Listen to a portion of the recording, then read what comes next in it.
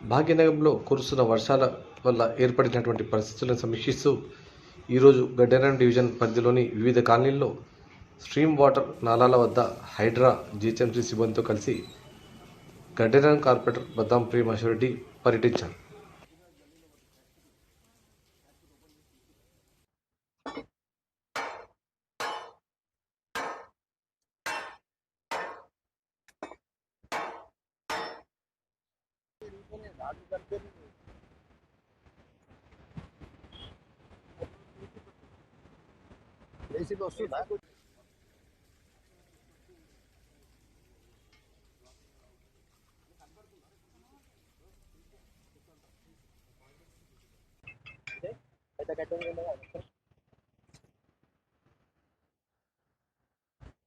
hello